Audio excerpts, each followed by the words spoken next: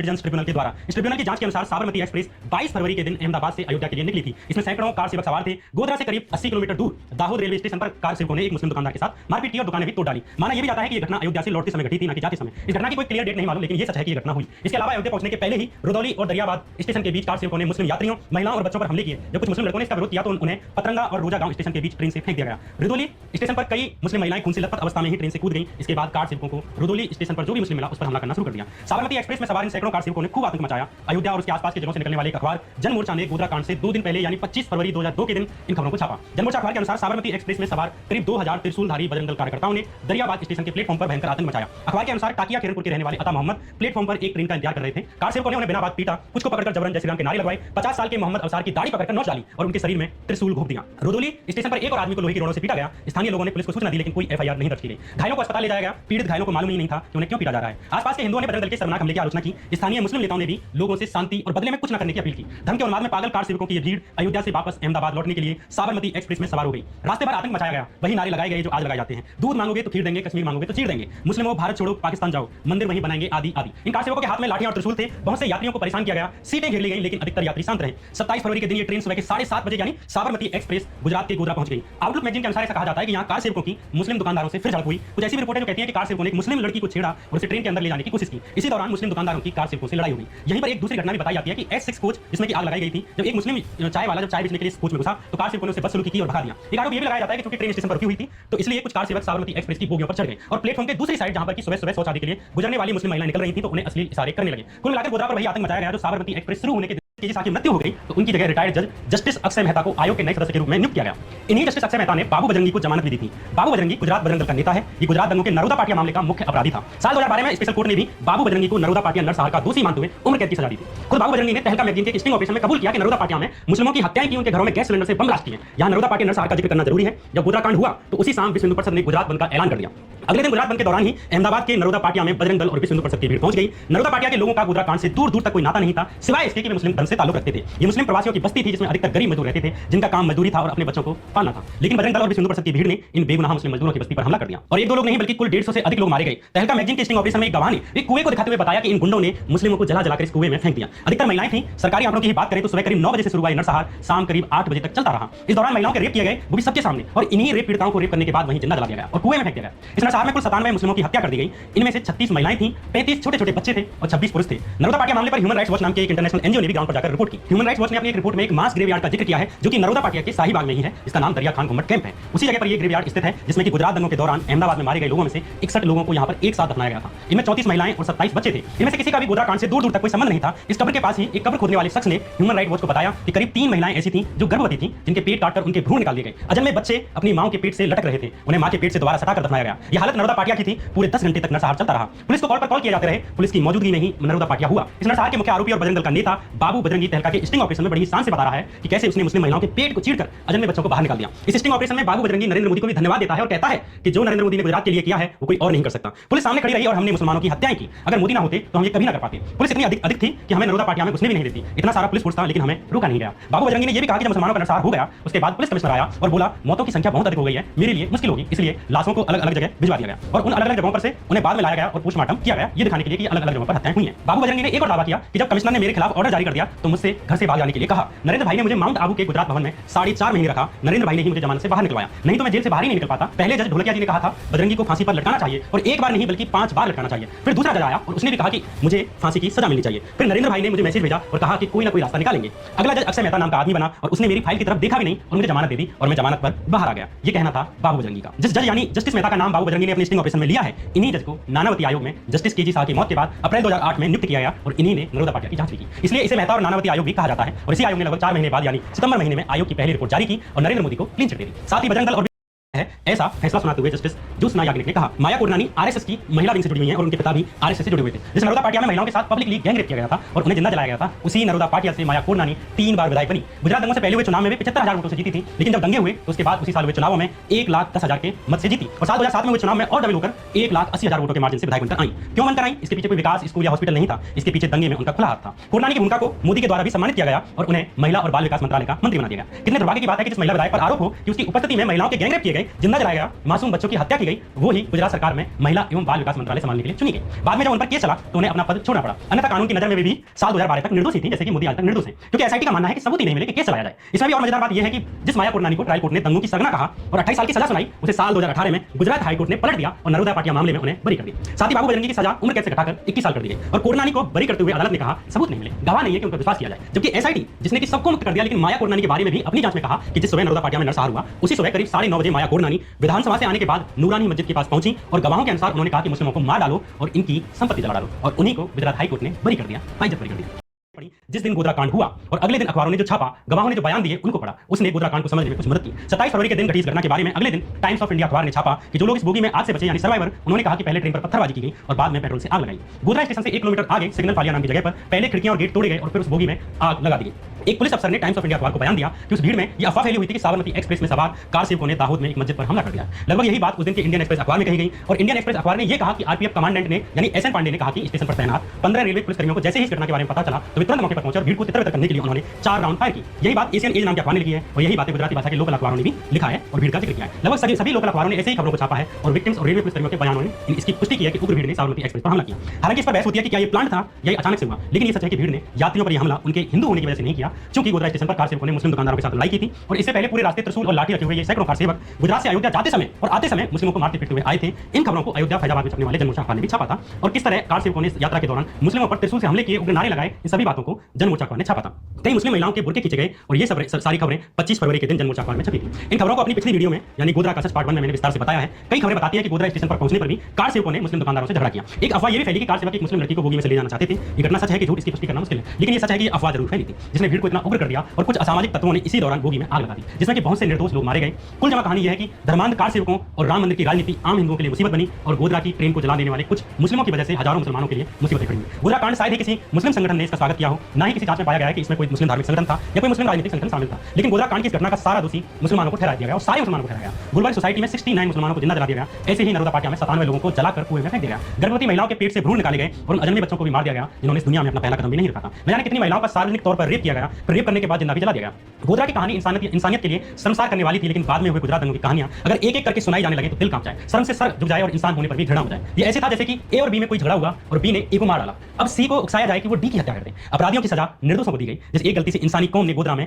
59 लोगों को गवा दिया, उसी इंसानी कौम ने अपने राज्य को उससे भी बुरे दौर में ढकेल दिया जिसमें 3000 से ज्यादा लोग मारे गए। अधिकतर इसमें मुस्लिम थे, लेकिन हिंदू भी मारे गए। हिंदुओं की संख्या गोधरा कांड में मारे गए लोगों से 4 गुना अधिक थी और मुस्लिम पुलिस में 20 गुना अधिक मारे गए। लेकिन इनमें से कोई एक नहीं था जो अपराधी था, सारे के सारे निर्दोष मारे गए। मरवाने वाले कौन थे ये किसी से छिपा हुआ नहीं है। जैसे राजनीतिक समीकरणों के लिए यूसी बनर्जी का उपयोग केंद्र के द्वारा किया गया, वैसे ही राज्य द्वारा अपनी जांच एजेंसियों, सरकारी अधिकारियों और सरकारी वकीलों का उपयोग गुजरात दंगों में हजारों निर्दोष मुसलमानों को जला देने वाले हत्यारों को बचाने के लिए किया गया। इंसानियत के हत्यारे कभी हिंदू या मुसलमान नहीं हो सकते। जिस पीड़ा में आज हिंदू जी रहे हैं उसी पीड़ा में मुसलमान भी जी रहे हैं। लेकिन हमारी लाशों पर माया कोटनानी जैसे नेता दोगुने वोट से जीतते हैं और नरेंद्र मोदी जैसे नेता जो दंगे रोकने की जगह दंगों के बीच में टीवी पर आकर कहते हैं कि ये तो क्रिया की प्रतिक्रिया है, वो प्रधानमंत्री जैसे पद तक पहुंचते हैं। गुजरात में लाखों घर उजड़ गए, हजारों ने अपनों को खो दिया और एक ही परिवार से 14 लोगों की हत्याएं हुई, पर न्याय नहीं मिला। नानावती आयोग ने बाबू बजरंगी जैसे बजरंग दल के नेता, विश्व हिंदू परिषद के जयदीप पटेल जैसे नेता और मोदी सरकार की माया कोटनानी जैसी मंत्री और पीवी गोंडिया जैसे पुलिस कर्मियों की खुली मिलीभगत के बावजूद बजरंग दल, विश्व हिंदू परिषद और राज्य की सरकार को क्लीन चिट दी। इसके बाद जब एसआईटी की जांच बढ़ाई गई तो साल 2012 की अपनी क्लोजर रिपोर्ट में एसआईटी ने भी मोदी और प्रशासन को क्लीन चिट दी। नानावती ये जो पीड़ित को न्याय दिलाने की बजाय अपराधियों को बचाने में लग गए। गुजरात के 2002 दंगों की जांच के लिए राज्य ने अपने पसंदीदा नानावती आयोग का गठन किया। इस आयोग के गठन की शुरुआत से ही आरोप लगे कि नरेंद्र मोदी ने अपने चहेतों को अपनी ही जांच के लिए चुना है। इसलिए साल 2003 में ह्यूमन राइट कमीशन की याचिका पर संज्ञान लेते हुए सुप्रीम कोर्ट ने सीनियर लॉयर हरीश साल्वे को एमिकस क्यूरी नियुक्त किया, जिनका जिम्मा था कि ये आयोग की जांच पर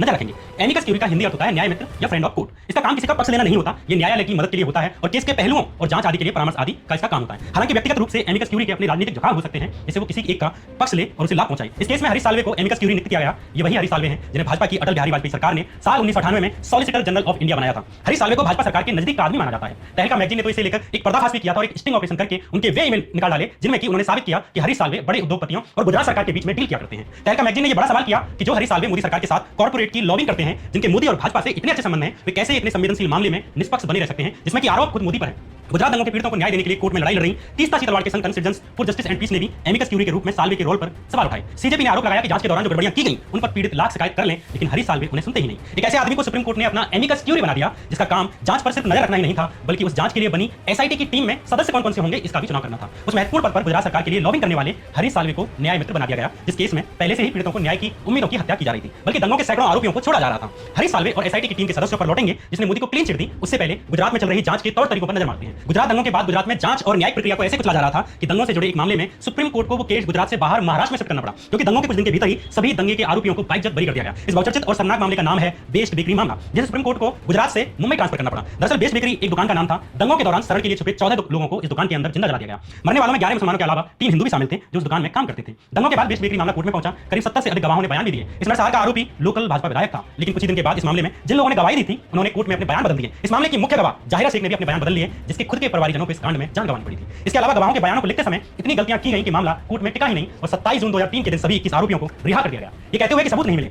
चारों तरफ इस मामले की आलोचना हुई। बाद में गवाहों ने बताया कि उन्हें लोकल भाजपा विधायक जान से मारने की धमकियां दे रहा था, जो खुद बेस्ट बेकरी कांड में दंगों का आरोपी था। एक दिन मुख्य गवाह जाहिरा शेख ने मीडिया में आकर खुलासा किया कि लोकल बीजेपी विधायक मधु श्रीवास्तव उसे हत्या करने की धमकी दे रहा था, इसलिए उसने कोर्ट में बयान बदल लिया। जाहिरा शेख ने कहा कि हमें हर रोज धमकाया जा रहा था, मुझे लगा कि हमें मार दिया जाएगा और कोई भी हमारा समर्थन करने के लिए आगे नहीं आएगा, मैं बिल्कुल अकेली पड़ गई। सोचिए, जिसके परिवारजनों को जिंदा जला दिया गया उसे ही इतना परेशान और डरा दिया गया कि उसे कोर्ट में बयान बदलकर कहना पड़ा कि उसने कुछ देखा ही नहीं। और अदालत ने भी बिना इसकी जांच किए ही दंगे के 21 आरोपियों को बाइज्जत रिहा कर दिया। ये फिल्म नहीं बल्कि गुजरात की हकीकत है। ऐसे ही न जाने कितने दंगाई सैकड़ों मासूमों की हत्या करने के बाद भी सलाखों के पीछे नहीं पहुंचे, बल्कि बहुत तो चुनाव दर चुनाव भी जीतते रहे। सुप्रीम कोर्ट ने भी गुजरात में न्यायिक प्रक्रिया की इस प्रकार धज्जियां उड़ाने पर नाराजगी जताई। उस समय वीएन खरे सुप्रीम कोर्ट के चीफ जस्टिस थे। जस्टिस वीएन खरे ने कहा कि उन्हें गुजरात सरकार में कोई भरोसा नहीं बचा। ये कहते हुए सुप्रीम कोर्ट ने बेस्ट बेकरी मामले को गुजरात से महाराष्ट्र ट्रांसफर कर दिया ताकि निष्पक्ष जांच हो।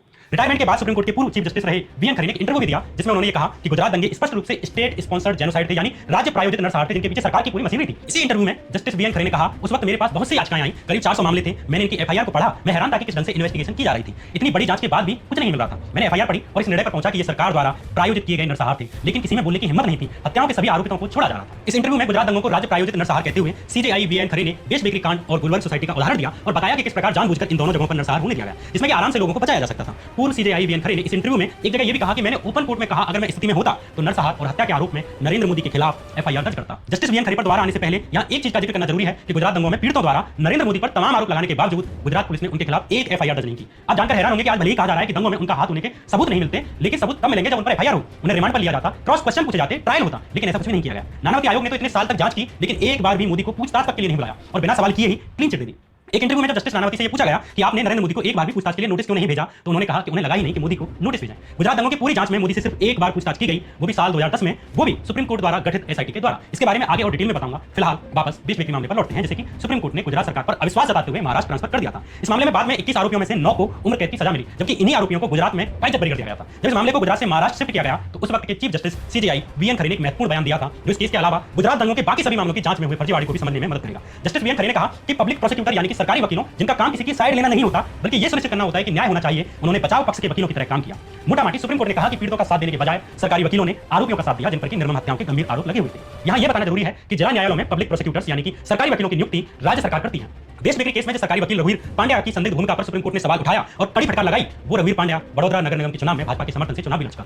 वैसे मैं कैसे कह सकते हैं कि सरकारी वकीलों ने निष्पक्षता की होगी। पब्लिक प्रोसिक्यूटर्स जैसे महत्वपूर्ण पद पर जिस पर कि काम करना न्याय दिलाना होता है, उस पर एक न्यूट्रल आदमी का होना जरूरी है, लेकिन गुजरात सरकार ने पब्लिक प्रोसिक्यूटर्स के पदों पर pro BJP, RSS, Bajrang Dal और बीएचपी वाले लोगों को नियुक्त किया, जिसका असर लोकल अदालतों में गुजरात दंगों की सुनवाई पर हुआ। वे लोग जिन्होंने गुजरात में अपनों को खो दिया उन्हें भी न्याय नहीं मिला और अपराधी आसानी से छूटते रहे, जैसा कि खुद सुप्रीम कोर्ट के जस्टिस वीएन खरे ने कहा था। सरकारी वकीलों के पद पर आरएसएस विश्व हिंदू परिषद के लोगों की नियुक्ति को लेकर साल टाइम्स ऑफ इंडिया ने भी एक रिपोर्ट की थी। इस रिपोर्ट के अनुसार चेतन साहा नाम के एक वकील को अहमदाबाद सेशन कोर्ट में चीफ पब्लिक प्रोसिक्यूटर यानी कि मुख्य सरकारी वकील बनाया गया था। चेतन साहा उस विश्व हिंदू परिषद का घोर समर्थक था जिस पर कि दंगे के आरोप लगे हुए थे। मुख्य सरकारी वकील बनने से पहले ही चेतन साहा ने दंगों और आगजनी के 100 से अधिक आरोपियों को जमानत दिलवाई थी। उसे ही अहमदाबाद सेशन कोर्ट में मुख्य सरकारी वकील बना दिया गया, जहां दंगों से जुड़े 950 से अधिक मामले सुनवाई के लिए आने थे। जिस चेतन साहा ने सैकड़ों दंगों के आरोपियों को जमानत दिलवाई थी, अब चीफ पब्लिक प्रोसिक्यूटर होने के नाते उसको डिसाइड करने का हक मिल गया कि किस मामले में कौन सा अधीनस्थ या कौन की जूनियर सरकारी वकील हैंडल करे। सोचिए, जिस विश्व हिंदू परिषद पर सैकड़ों लोगों को जलाने, हत्या करने के आरोप हों, अब उसके ही समर्थकों पर गुजरात सरकार ने जिम्मेदारी दे दी कि पीड़ितों को न्याय मिले। अगर इस पूरी प्रक्रिया को जुडिशियल फ्रॉड ना कहें तो क्या कहें। बड़ौदा में संजय व्यास असिस्टेंट पब्लिक प्रोसिक्यूटर बनाया गया, जो कि विश्व हिंदू परिषद के शहर अध्यक्ष अजय जोशी का भांजा था। इसी तरह दूसरे assistant public prosecutor Dwarkesh Haribhakti और जेपी भट्ट, ये सब भी भाजपा और विश्व हिंदू परिषद के समर्थक थे। जिस गुलबर्ग सोसाइटी में एहसान जाफरी समेत 69 मुस्लिमों, महिलाओं और बच्चों को जिंदा जला दिया गया, उस गुलबर्ग सोसाइटी के भी पब्लिक प्रोसिक्यूटर वीपी अत्रे भाजपा और आरएसएस के समर्थक थे। इसी तरह का जुडिशियल फ्रॉड सरदारपुरा मामले में किया गया, जिसमें 29 लोगों को कमरे में बंद करके तेजाब से हमला किया गया और एक लोहे की रॉड में बिजली का तार जोड़कर 29 लोगों को करंट से मार डाला गया। यहां भी पुलिस बचाने नहीं आई। इस मामले में भी मुख्य आरोपी बजरंग दल का कार्यकर्ता चंद्रकांत था। और आपको जानकर शायद हैरानी हो और शायद हैरानी ना भी हो, लेकिन इस सरदारपुरा मामले में भी special public prosecutor Dilip Trivedi को बनाया गया, जो कि विश्व हिंदू परिषद और आरएसएस के बैकग्राउंड से आता था। अब सोचिए कितनी निष्पक्षता के साथ इन लोगों ने इस नरसंहार में मारे गए लोगों को न्याय दिलाया गया होगा। सुप्रीम कोर्ट द्वारा नियुक्त जांच एजेंसी एसआईटी ने भी 2010 में जारी की अपनी प्राइमरी रिपोर्ट में भी पब्लिक प्रोसिक्यूटर्स द्वारा दंगाइयों को रिहा कराने की बात का खुलासा किया था। एसआईटी गुजरात दंगों के 9 बड़े मामले जैसे कि गुलबर्ग सोसाइटी मामला, सरदारपुरा मामला, बेस्ट बेकरी मामला, नरोदिया पटिया मामला, इन मामलों की जांच कर रही थी। एसआईटी ने बेस्ट बेकरी मामले का जिक्र करते हुए कहा कि रघुवीर पांड्या प्रो बीएचपी वकील को सरकार द्वारा पब्लिक प्रोसिक्यूटर बनाया गया, यानी उसे निष्पक्षता से विक्टिम्स को न्याय दिलाना था। पांड्या ने बेचबेकरी मामले में ट्रायल कंडक्ट किए, जिसके परिणाम स्वरूप सभी 21 आरोपियों को रिहा कर दिया गया। एसआईटी ने सुझाव दिया कि बार एसोसिएशन को पांड्या पर उचित कार्रवाई करनी चाहिए। हालांकि इस एसआईटी टीम के मेंबर्स पर भी सवाल उठते हैं, क्योंकि इसमें जांच करने वाले अधिकतर गुजरात राज्य के ही पुलिस अधिकारी थे। यहाँ यह बताना जरूरी है कि किसी मामले में जिस वरिष्ठ वकील को अदालत अपना एमिकस क्यूरी या न्याय मित्र बनाती है, जिसका काम उस मामले पर कोर्ट को सलाह देने का होता है, आवश्यक जानकारियां देने का होता है, उसी की जिम्मेदारी होती है कि जांच एजेंसी एसआईटी के काम पर कैसे नजर रखनी है और इस एसआईटी में सदस्य कौन कौन होंगे, ये काम एमिकस क्यूरी के द्वारा किया जाता है। साल 2009 में गुजरात दंगों की फिर से जांच करने के लिए जब सुप्रीम कोर्ट द्वारा एसआईटी का गठन किया गया, तो हरीश साल्वे को एमिकस क्यूरी बनाया गया था, जिनके बारे में मैं पहले ही बता चुका हूं। बिना केवल भाजपा के करीबी थे, बल्कि गुजरात सरकार के लिए कॉर्पोरेट लॉबिंग करते थे। वैसे में कॉन्फ्लिक्ट ऑफ इंटरेस्ट के बाद भी हरीश साल्वे ने ही एसआईटी के सदस्यों का चुनाव किया, जिनकी जिम्मेदारी गुजरात दंगों की दोबारा से जांच करने की थी। हरीश साल्वे पर तहलका मैगजीन से बात करते हुए तीस्ता सीतलवाड़ ने कहा, एसआईटी की टीम में गुजरात पुलिस के अधिकारियों को शामिल किया गया, जबकि हमने एसआईटी की टीम गठित करते समय पीड़ितों की तरफ से निवेदन किया कि एसआईटी जांच की टीम में सिर्फ उन लोगों को सदस्य बनाया जाए जिनका अतीत किसी विचारधारा, संगठन या पार्टी की तरफ झुकाव का नहीं रहा हो। गुजरात पुलिस के ऐसे अफसर जिनका इतिहास न्यूट्रलिटी का रहा है, उन्हें एसआईटी की टीम में शामिल किया जाए। लेकिन एमिकस क्यूरी यानी हरीश साल्वे ने बिना पीड़ितों और हमसे कंसल्ट किए ही गुजरात सरकार द्वारा भेजे गए नामों को ही एसआईटी में शामिल किया। हमने इस पर आपत्ति जताई और अन्य नाम सुझाए, लेकिन कुछ नहीं हुआ। भले ही सुप्रीम कोर्ट ने सीबीआई के डायरेक्टर आर के माधवन को एसआईटी का हेड बनाया, लेकिन जांच करने वाली इस टीम में 3 महत्वपूर्ण सदस्य गुजरात पुलिस से लिए गए थे। एक आईजी आशीष भाटिया, एक आईपीएस गीता जौहरी और एक शिवानंद झा। ये वो 3 सदस्य थे जिनका काम सीधे जमीन पर जांच करने का था। इसके अलावा एसआईटी की पूरी सहायक टीम, कांस्टेबल से लेकर इंस्पेक्टर और इंस्पेक्टर से लेकर डिप्टी एसपी तक की पूरी सहायक टीम गुजरात पुलिस की थी, जिन्होंने वास्तव में ग्राउंड पर जाकर जांच की, जिनका काम आरोपियों से पूछताछ और गवाहों का एग्जामिनेशन करना था। ये सब उस गुजरात पुलिस से आते थे जिसके बड़े अधिकारियों पर आरोप था कि सरकार, मंत्रियों, विधायकों, आरएसएस और विश्व हिंदू परिषद के दबाव में इन लोगों ने दंगों में निष्क्रियता निभाई। अब उन्हीं लोगों का काम सुप्रीम कोर्ट द्वारा गठित एसआईटी की टीम के लिए जांच करने का था। यानी अदालत से लेकर जमीनी जांच तक, थाने से लेकर मंत्रालय तक जांच की जिम्मेदारी उन लोगों को दी गई जिन पर दंगों के आरोप थे। सरकारी वकील चुने गए। दंगों के हजारों पीड़ित दंगों के बाद लिखी गई एफआईआर से लेकर अंत में आई जांच रिपोर्ट तक एक उस प्रक्रिया से गुजरे जिसे एक जुडिशियल फ्रॉड कहा जाए तो भी कम है, क्योंकि ये किसी की मानवीय संवेदनाओं की भी हत्या थी। न केवल लोगों की हत्याएं की गई, बल्कि न्याय के न्यूनतम मूल्यों की भी हत्या की गई। सुप्रीम कोर्ट के चीफ जस्टिस वीएन खरे ने तो ये भी कहा था कि गुजरात में दंगों के आरोपियों और उन पर मुकदमा चलाने वाले अभियोजन पक्ष यानी कि सरकारी तंत्र में कोई अंतर ही नहीं बचा था। स्थितियां बिगड़ गई थी, तब भी उन्होंने राज्य में आर्मी को नहीं बुलाया। 3 दिन तक राज्य में नरसंहार होता रहा, लेकिन आर्मी को बुलाने में जानबूझकर देरी की गई। जब आर्मी गुजरात में प्रवेश भी कर गई, तब भी उसे वाहन और बाकी सामानों को वक्त पर मुहैया नहीं कराया गया। इसे लेकर दंगों को कुचलने के लिए आई आर्मी को लीड करने वाले लेफ्टिनेंट जनरल जमीर उद्दीन शाह का बयान बेहद महत्वपूर्ण है। लेफ्टिनेंट जनरल जमीर उद्दीन शाह ने एनडीटीवी से बात करते हुए साल 2018 में एक बयान दिया कि उन्होंने कहा कि तत्कालीन मुख्यमंत्री नरेंद्र मोदी से अनुरोध के बावजूद सेना को 1 दिन से अधिक समय तक ट्रांसपोर्ट में देरी की गई। करीब 1 मार्च 2002 को सुबह 7 बजे तक 3000 सैनिक अहमदाबाद हवाई अड्डे पर पहुंचे थे, लेकिन उन्हें राज्य सरकार ने ट्रांसपोर्ट और अन्य रसद आदि सुविधाएं नहीं मुहैया कराई, जिससे कि 1 दिन और अधिक समय तक इंतजार करना पड़ा। लेकिन एसआईटी ने अपनी जांच में मोदी और मोदी के गृह सचिव अशोक नारायण के बयान के आधार पर ही इस मामले में भी मोदी को क्लीन चिट देते हुए कहा कि आर्मी की तैनाती में कोई देरी नहीं की गई। एसआईटी के इस कंक्लूजन पर रिटायर्ड लेफ्टिनेंट जनरल शाह ने कहा कि मैं एक बार फिर कह दूं, ये सरासर झूठ है। मैंने जो कहा है वो सच है। मुझे नहीं लगता कि आर्मी की देरी के मामले में मुझसे अधिक उचित कोई और आदमी बात कर सकता है। तीसरा बड़ा के दिन एक भीड़ ने एक मदरसे में आग लगाने की कोशिश की। इसमें करीब 400 बच्चे मौजूद थे। ये मदरसा भावनगर शहर के बाहरी इलाके में मौजूद था। उस वक्त राहुल शर्मा भावनगर के एसपी थे। उन्होंने अपनी पुलिस को आदेश दिया कि किसी भी हालत में दंगाइयों को किसी की हत्या नहीं करने देनी है। अगर बंदूक चलानी पड़े तो चलाने में हिचकना नहीं है। भीड़ ने पहले मदरसे में आग लगाने की कोशिश की, लेकिन पुलिस ने बल प्रयोग करके इस भीड़ को तितर-बितर कर दिया। लेकिन यह भीड़ दोबारा से उस मदरसे को जलाने के लिए इकट्ठा हो गई। राहुल शर्मा मौके पर पहुंच गए और अपनी पुलिस के दम पर राहुल शर्मा ने उस भीड़ से बचाते हुए उन बच्चों को शहर के अंदर एक मस्जिद में शिफ्ट कराया। लेकिन इस बीच पुलिस को गोलियां भी चलानी पड़ गई। यहाँ मुस्लिम किसी पर हमला नहीं कर रहे थे और इस उग्र भीड़ में जिसको भी नुकसान पहुंचा वो पुलिस की गोलियों से पहुंचा था। शर्मा के काम की तारीफ करने की बजाय गृह राज्य मंत्री गोवर्धन जड़ाफिया ने राहुल शर्मा को कॉल करके कहा कि वैसे तुमने सही काम किया है, लेकिन पुलिस की फायरिंग में हुई मौतों का रेशियो सही नहीं है। मतलब कि जितने की उस उग्र भीड़ में लोग मारे गए उतने मुस्लिम नहीं मारे गए। राहुल ने जवाब दिया कि स्थिति के अनुसार ही पुलिस को फायरिंग करनी पड़ी और उसी रेशियो में लोगों को नुकसान पहुंचा। राहुल शर्मा के अनुसार मोदी के गृह राज्य मंत्री गोवर्धन जड़ाफिया ने ये कॉल घटना के 14 दिन बाद यानी 16 मार्च को की थी। इसके 1 हफ्ते बाद ही राहुल शर्मा का भावनगर से ट्रांसफर कर दिया गया। दरअसल ये तब हुआ जब शर्मा ने एक मस्जिद पर अटैक करने पर 21 उपद्रवियों को अरेस्ट कर लिया गया था और इसके बाद भाजपा के नेता डिमांड करने लगे थे कि उन उपद्रवियों को छोड़ दिया जाए। लेकिन राहुल शर्मा ने वही किया जो एक पुलिस अधिकारी को करना चाहिए, वो भी बिना धर्म, जाति और नस्ल देखे। इसके 24 घंटे नहीं बीते कि राहुल शर्मा का ट्रांसफर कर दिया गया, वो भी उनका एक तरह से डिमोशन करते हुए। उन्हें एसपी की पोस्ट से हटाकर अहमदाबाद की कंट्रोल रूम में बैठने की जिम्मेदारी दे दी गई। ये एक ईमानदार आईपीएस अफसर के पंख कुतरने जैसा था, लेकिन राहुल शर्मा ने सजा को भी अपॉर्चुनिटी में बदल दिया, जिसके बाद उन्होंने ऐसी चीजों का खुलासा किया जिसने गुजरात दंगे की जांच को एक्सपोज करने में सबसे बड़ी भूमिका निभाई। भावनगर से अहमदाबाद आए राहुल शर्मा को नरोदा पाटिया नरसंहार और गुलबर्ग सोसाइटी नरसंहार मामले की जांच करने के संपर्क में आने का मौका मिल गया। अहमदाबाद के कमिश्नर पीसी पांडे ने उन्हें जांच में सहयोग करने के लिए कहा और आईआईटी कानपुर से पढ़े राहुल शर्मा के दिमाग में कॉल रिकॉर्ड्स का डाटा इकट्ठा करने का आइडिया आया। उन्होंने मोबाइल फोन सर्विस प्रोवाइडर्स कंपनियों से डाटा देने के लिए कहा। जब ये डाटा मिल गया तो वे जानते थे कि ये बेहद महत्वपूर्ण डाटा है, इसलिए उन्होंने इसे अपने निजी कंप्यूटर में इकट्ठा कर लिया और जो ओरिजिनल सीडी थी वो सरकार को सौंप दी। जब नानावती कमीशन ने अक्टूबर 2004 में पूछताछ के लिए उन्हें बुलाया तो राहुल शर्मा ने अपने पास मौजूद कॉल रिकॉर्ड की सीडी को कमीशन के आगे पेश कर दिया। जब ये सीडी का डाटा बाहर आया तो वकीलों से लेकर एक्टिविस्ट होने के आधार पर कार्रवाई करने की मांग की, लेकिन चूंकि नानावती कमीशन को मोदी सरकार द्वारा नियुक्त किया गया था, उसने इस पर कोई कार्रवाई नहीं की। इस सीडी ने गुजरात के दंगाइयों और पुलिस के बीच होने वाली बातचीत और नेक्सस का खुलासा कर दिया। एक बड़ा सवाल यह भी उठा कि जब राहुल शर्मा ने शुरू में ही इन सीडी को डिपार्टमेंट को सौंप दिया था तो इन कॉल रिकॉर्ड्स का उपयोग जांच में क्यों नहीं किया गया, जबकि ये उस वक्त का सबसे बड़ा साइंटिफिक एविडेंस था। जब सुप्रीम कोर्ट ने साल 2008 में गुजरात दंगों के 9 मामलों की जांच के लिए एसआईटी की टीम का गठन किया गया था, उस टीम ने ही इस डेटा का इस्तेमाल किया और इसके बाद ही भाजपा की मंत्री माया कोरनानी और विश्व हिंदू परिषद का जनरल सेक्रेटरी जयदीप पटेल सलाखों के पीछे पहुंचा। लेकिन आपको पता है इस महत्वपूर्ण जानकारी को बाहर निकालने वाले ईमानदार अफसर राहुल शर्मा के साथ पुलिस और मोदी सरकार ने क्या किया? मोदी सरकार ने द ऑफिशियल सीक्रेट एक्ट के तहत राहुल शर्मा पर ही केस चला दिया। अधिकारी संजीव भट्ट जिन्होंने साल 2011 में सुप्रीम कोर्ट के आगे एफिडेविट दिया था कि मोदी ने एक मीटिंग में विशेष निर्देश दिए थे कि अधिकारी दंगों के बीच में ना जाएं। भट्ट के इस एफिडेविट के बाद गुजरात सरकार ने एक केस डालकर उन्हें अरेस्ट कर लिया और इसके कुछ दिन बाद उन्हें नौकरी से भी सस्पेंड कर दिया गया। कुछ दिन बाद उन्हें अदालत से जमानत मिल गई, लेकिन नवंबर 2012 में संजीव भट्ट पर 22 साल पुराना यानी कि 1990 के समय का एक केस निकालकर उन पर केस चला दिया गया और साल 2019 में उन्हें इस केस में सजा सुना दी गई। साल 2019 से ही आईपीएस संजीव भट्ट जेल में है। इस मीटिंग का हवाला उन्होंने दिया कि जिस दिन गोधरा कांड हुआ उसी रात मोदी ने बड़े सीनियर अधिकारियों की मीटिंग ली थी और उन्हें दंगाई भीड़ के बीच आने का आदेश दिया था। यही सेम बात मोदी की ही पार्टी के गृह मंत्री रहे हरीन पांड्या ने साल 2002 में ही सिटीजन ट्रिब्यूनल के सामने कही आपके आदेश का पालन करो। गुजरात दंगों के वक्त हरीन पांड्या राजस्व राज्य मंत्री थे। वे केशुभाई पटेल के नजदीकी माने जाते थे। मोदी से पहले जब केशुभाई पटेल मुख्यमंत्री हुआ करते थे तब हरीन पांड्या ही गुजरात के गृह मंत्री हुआ करते थे, लेकिन मोदी जब मुख्यमंत्री बने तो उन्होंने गृह मंत्रालय अपने पास रख लिया। हरीन पांड्या के इस बयान के बाद 26 मार्च 2003 के दिन संदिग्ध परिस्थितियों में हरीन पांड्या की किसी ने हत्या कर दी। पास में ही पुलिस थाना होने के बावजूद 2 घंटे से अधिक समय तक उनकी बॉडी कार में ही पड़ी रही। हरीन पांड्या की संदिग्ध मौत अपने आप में एक रहस्य है। उनकी पत्नी इसे एक राजनीतिक हत्या मानती है। संजय भट्ट के सीनियर और पूर्व state intelligence chief R B Sree Kumar ने नानावती कमीशन को यह भी बताया कि उन्हें हरीन पांड्या का फोन टेप करने के लिए कहा गया था। बाद में तुलसी प्रजापति और सोहराबुद्दीन शेख पर हरीन पांड्या की हत्या की साजिश रचने का आरोप लगा, लेकिन साल 2005 में सोहराबुद्दीन शेख को एक फर्जी एनकाउंटर में मार दिया गया। इस एनकाउंटर के गवाह तुलसी प्रजापति को भी अगले ही साल 2006 में